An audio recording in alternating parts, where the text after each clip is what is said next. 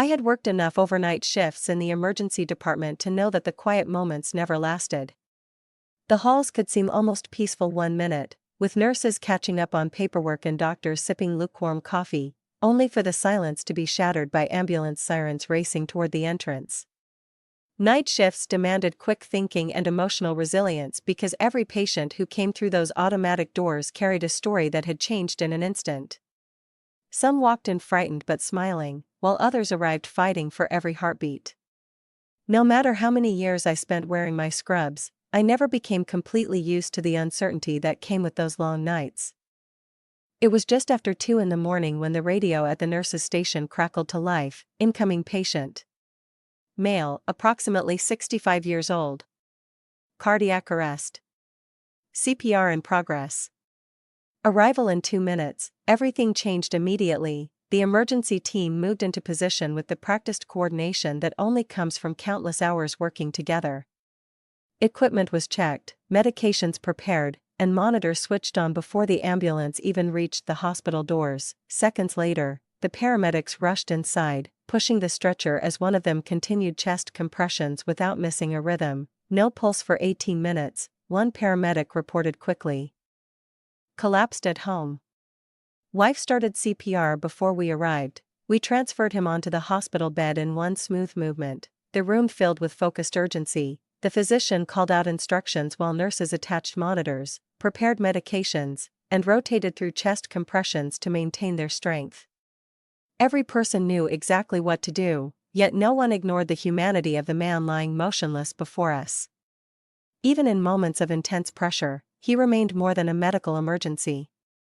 He was someone's husband, someone's father, someone's grandfather. Outside the treatment room, through the small glass window in the door, I noticed an elderly woman standing perfectly still.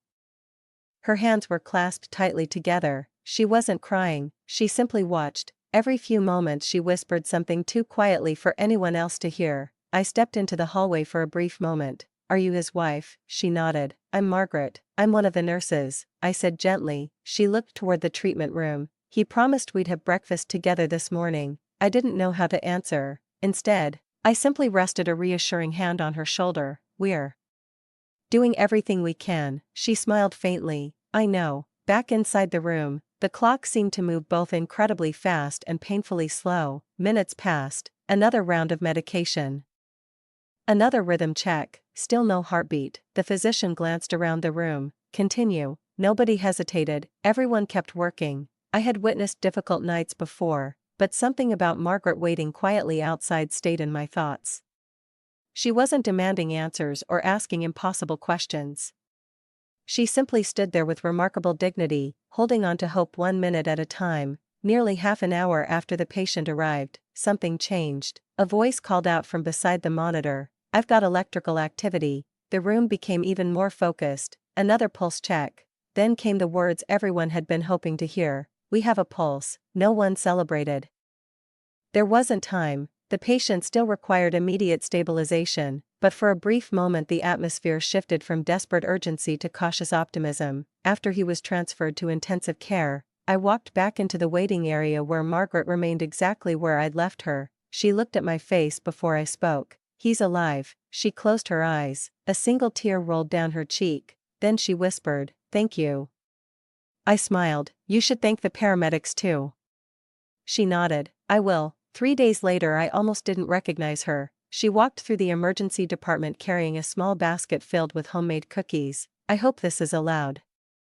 I laughed. "They'll disappear in about 5 minutes." She smiled. "My husband wanted me to thank everyone personally." "How's he doing?" She laughed softly. "Already arguing with his physical therapist." I couldn't help smiling. "That's usually a good sign." She reached into her purse before handing me a folded piece of paper. "He asked me to give you this." Later that evening, during a quiet moment, I unfolded the note. It read, "I don't remember your faces, your names, or even arriving at the hospital. What I do remember is waking up and being told that strangers refused to give up on me. My family gets more time because of people who chose to keep trying even when the outcome was uncertain. I'll never be able to repay that gift, but I hope you know it matters." I folded the letter carefully and slipped it into my locker. Months passed. The pace of hospital life continued. new emergencies arrived every shift. Some stories ended with joyful reunions, others ended with quiet heartbreak. Healthcare teaches you very quickly that effort and outcome do not always travel together. Even the best teams cannot change every ending. Almost a year later, I was leaving work after another overnight shift when I heard someone call my name from the hospital entrance. I turned to see an older man walking toward me. He looked healthier, stronger, and noticeably more energetic. "I wasn't sure you'd recognize me." Then I saw Margaret walking beside him. Immediately I smiled. "You made it." He laughed. "I almost didn't." He shook my hand firmly before saying something I'll never forget. "My cardiologist says medicine saved my heart." He glanced toward his wife. "But compassion saved my family." I didn't know what to say. Healthcare professionals rarely think of themselves as heroes.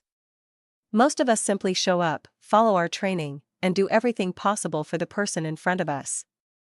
Some days that is enough to change a life. Other days, despite every effort, it isn't.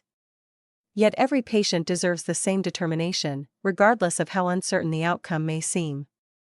As I watched the couple walk toward the parking lot hand in hand, I realized something that every long night in the emergency department had quietly taught me.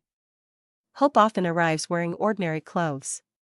It looks like paramedics refusing to stop compressions, doctors calmly making impossible decisions, nurses offering comfort when there are no perfect words, and families holding on to faith 1 minute longer than they think they can. Those moments rarely make headlines, but they happen every day inside hospital walls, reminding everyone who works there that while medicine is built on science and skill, its greatest strength will always be the people who refuse to stop caring, even in the darkest hours of the night.